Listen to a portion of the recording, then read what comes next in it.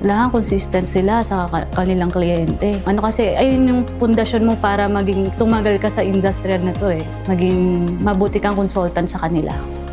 Hindi bilang magaling.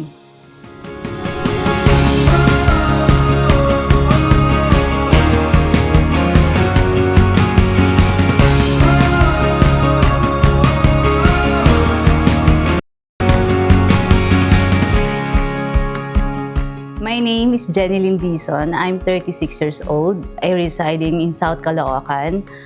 I live there almost 5 years with my live-in partner and 2 kids. Isang taon na rin po akong loan consultant ng JK Capital.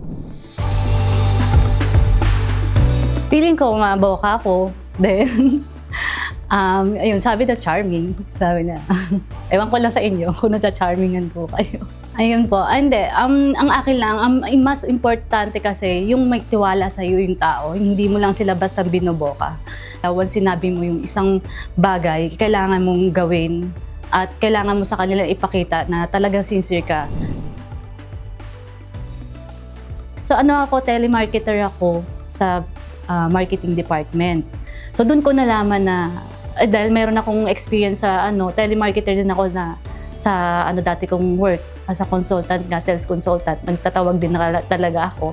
Ang pagkakaiba lang, may dalawa kasing klase na nangungutang. Dito ko nalaman sa financing na may nangungutang para sa sarili niyang pangangailangan o kagustuhan lang at merong nangungutang para magpayaman pa. Doon yung nag-i-invest pa siya.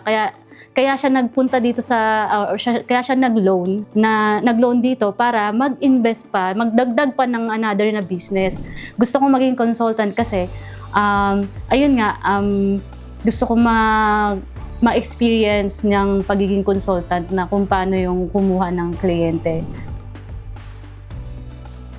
Nakakatuwa kasi yung unang kong pagkuha ng commission, talagang inassist nila talaga ako ng maayos, saka pinaliwanag nila sa akin kung yung mga bagay na pagkaalam kong naguguluhan ako dun sa kliyente, binibigyan nila ako ng